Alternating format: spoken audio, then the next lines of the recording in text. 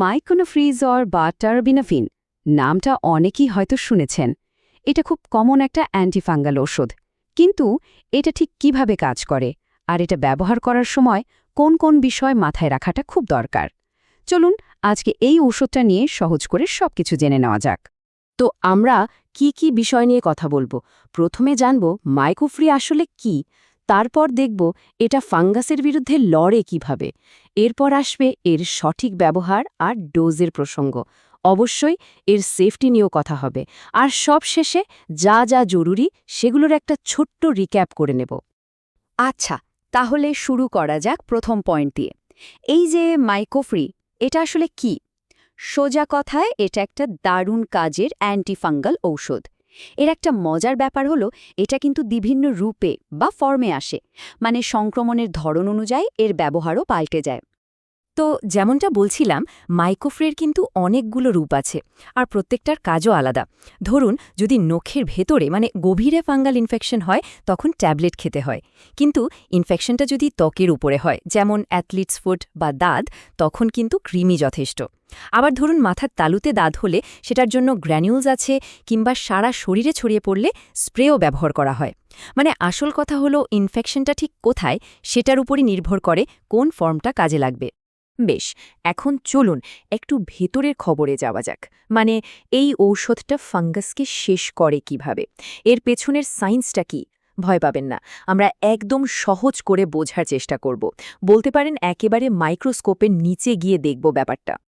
দেখুন, প্রত্যেকটা ছত্রাকের বেঁচে থাকার জন্য একটা জিনিস খুব দরকারি, সেটার নাম হলো আর্গোস্টেরল। ব্যাপারটা এভাবেই ভাবা যেতে পারে।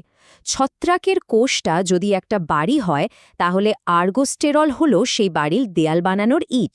এই ইটগুলোই কোষের দেয়াল, মানে সেল মেমব্রেনকে শক্ত রাখে। আর আমাদের এই মাইকোফ্রি ঔষধটার প্রধান টার্গেটই হলো এই ইট, মানে আর্গোস্টেরল। আচ্ছা, চলুন এটাকে একটা কারখানার মতো করে ভাবি। মাইকোফ্রি বেশ চুপিসারে ফাঙ্গাসের কোষের ভেতরে ঢুকে পড়ে।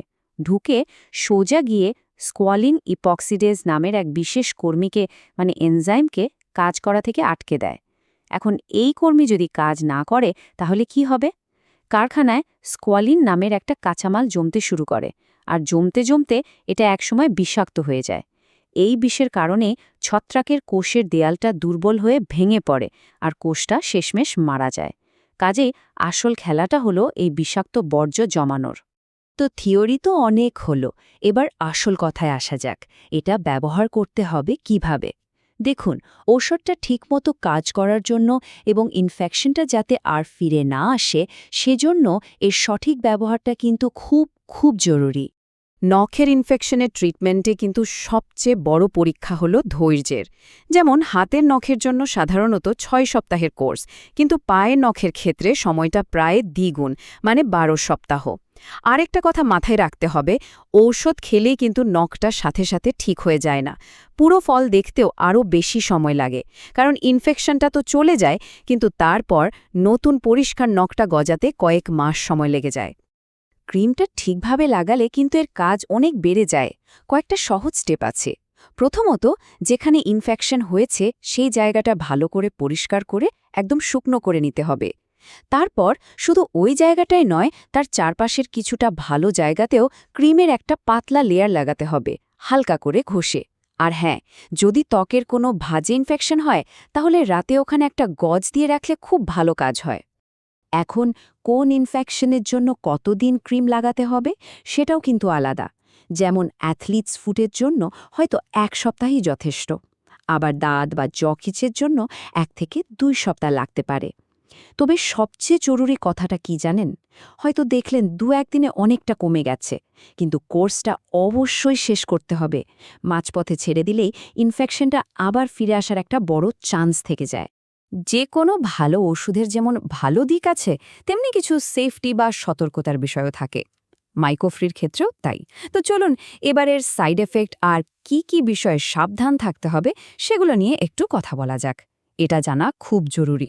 সাধারণত কিছু কমন সাইড এফেক্ট হতে পারে, যেমন ধরুন একটু পেটের গণ্ডগোল বা ত্বকের র্যাশ, চুলকানি, কারো কারো আবার মুখে স্বাদ জ্বলে যাওয়ার মতো সমস্যাও হয়।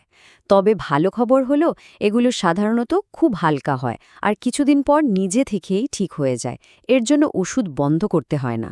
কিন্তু হ্যাঁ, যে কোনো সমস্যা হলেই ডাক্তারের সাথে কথা বলে নেওয়াটা সবচেয়ে বুদ্ধিমানের কাজ। ওই সাধারণ সাইড এফেক্টসগুলো ছাড়াও একটা খুব বিরল কিন্তু খুবই মারাত্মক ঝুঁকির কথা আমাদের মাথায় রাখতেই হবে। দেখা গেছে টার্বিনাফিন ট্যাবলেট ব্যবহারের ফলে কিছু ক্ষেত্রে লিভার মারাত্মকভাবে ক্ষতিগ্রস্ত হয়েছে, এমনকি লিভার ফেলিওর থেকে মৃত্যু বা লিভার ট্রান্সপ্লান্টের প্রয়োজনও পড়েছে। আর সত্যি বলতে এই ওষুধটার ক্ষেত্রে এটাই সবচেয়ে বড় চিন্তার বিষয়।